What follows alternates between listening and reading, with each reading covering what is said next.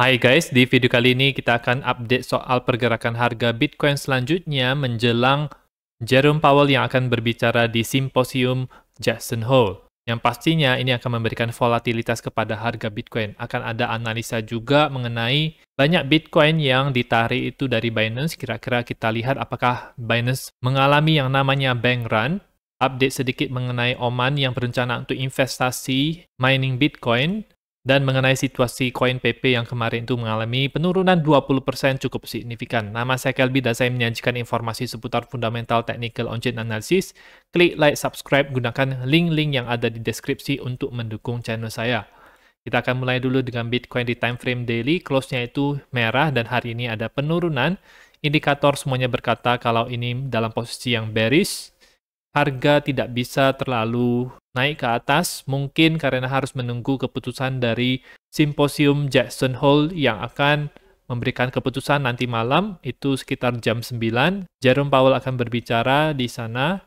Harga kalau misalnya tidak bisa menembus untuk kotak warna merah ini, maka akan cenderung untuk ke bawah. Dan target untuk harga di bawah itu adalah di harga 22 ribuan sampai ke 24 ribuan. Harga Bitcoin itu akan bullish ketika dia berhasil mencapai melewati Fibonacci 50 yaitu di 27.700. Sehingga kalau misalnya harga itu menyentuh ke kotak warna merah ini, maka ada peluang yang besar untuk terjadi pembalikan arah ke bawah dan local bottom-nya itu bisa di sekitar kotak warna hijau ini. Harga untuk sekarang masih sideways di daerah sini saja, daerah 25 ribuan sampai ke 26 ribuan. Tidak ada pergerakan yang terlalu berarti, masih dalam range sideways ini.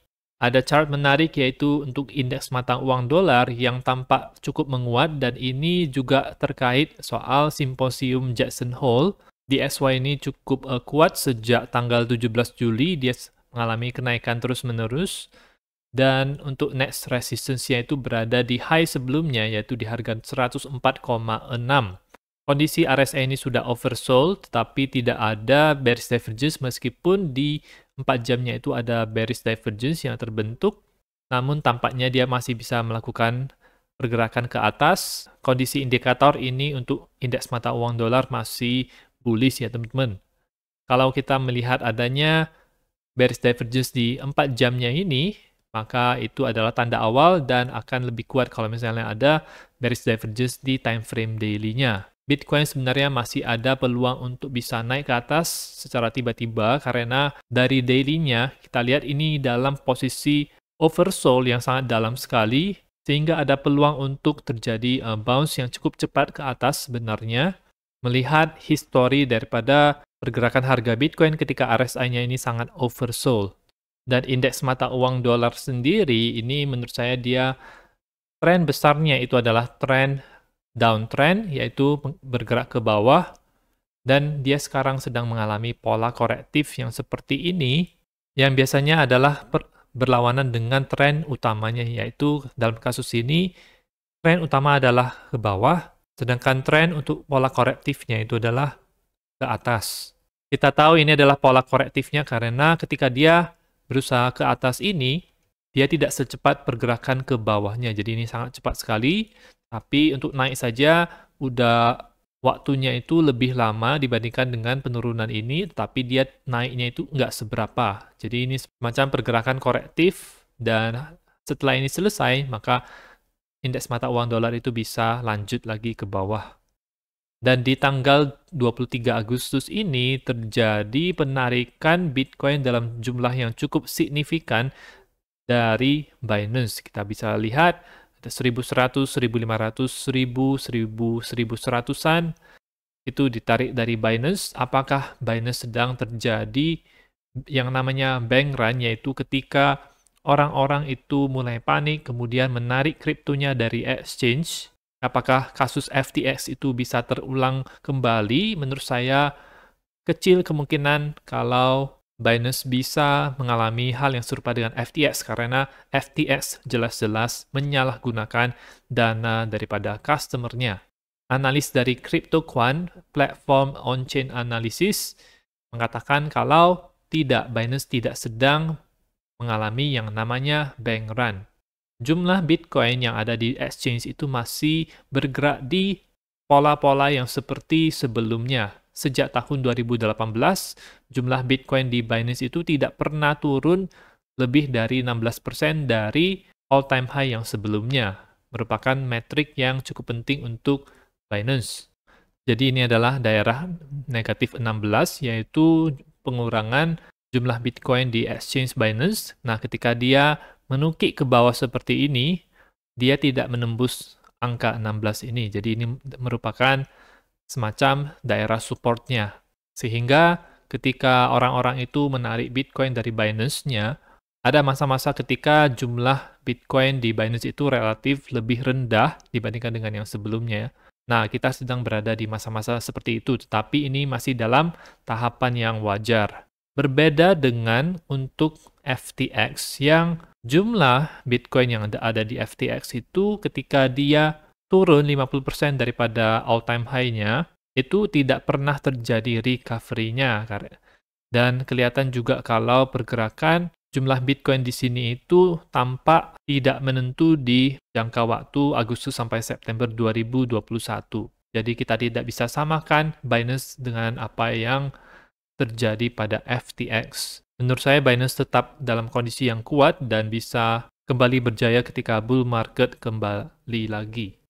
Sedikit info mengenai negara Oman, di mana mereka berencana untuk berinvestasi 1,1 miliar dolar Amerika Serikat. Ini adalah jumlah yang sangat besar sekali di peralatan mining Bitcoin. Nation states akan datang, jadi ini seperti city states di zaman dulu, di mana ada kota-kota yang independen, yang bisa berdiri sendiri, bukan tinggal di dalam negara. Nah, dengan disesuaikan dengan konteks sekarang, istilahnya menjadi nation states. Di mana menurut saya tidak yakin kalau hanya Oman atau hanya beberapa negara yang disebutkan oleh media yang berencana untuk berinvestasi di dalam mining Bitcoin ini.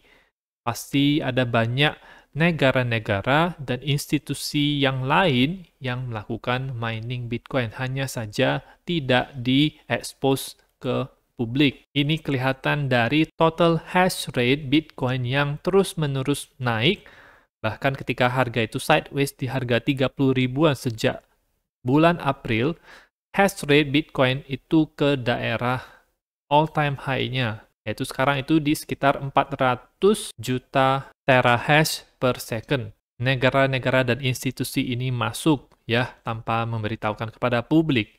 Ini semakin memperkuat sisi fundamental dari Bitcoin karena ketika mereka sudah pelajari, oh ya, memang benar kalau Bitcoin itu adalah aset masa depan yang akan dimiliki oleh semua negara dan bisa dijadikan sebagai alat pembayaran untuk ekspor-impor perdagangan antar negara.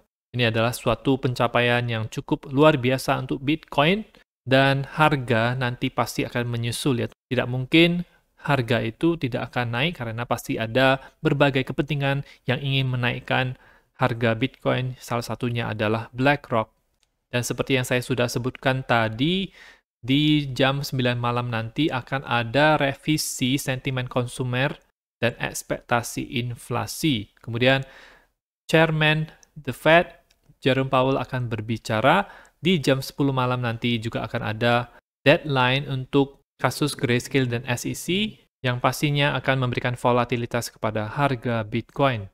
Dan terakhir saya akan update soal CoinPP di mana developer itu baru saja mengirimkan 16 triliun CoinPP ini keluar dari multisig checks wallet. Jadi ini adalah wallet yang diamankan dengan multi-signature. Nah, sekitar setengahnya itu 8,5 triliun token tersebut dijual di OKX dan sisanya itu ada di beberapa wallet yang berbeda.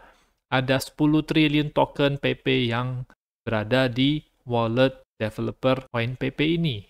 Ini menyebabkan harga CoinPP itu turun minus 26% dari 24 jam terakhir. Tadinya itu sekitar 100, nah sekarang itu tinggal sekitar 81.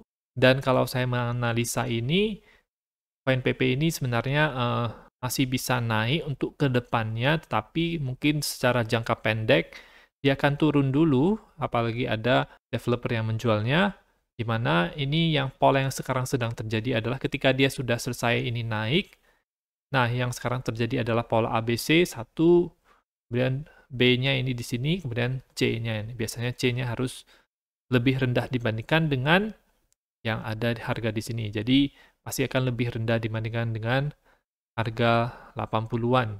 Ada kemiripan koin PP ini dengan pergerakan harga koin Shiba Inu ketika dia awal-awal launching, dan koin PP ini juga baru sekali naik, jadi secara jangka panjang masih bisa berpeluang untuk naik ke atas, apalagi kalau kita sudah memasuki masa-masa euforia di dalam bull market ya teman-teman.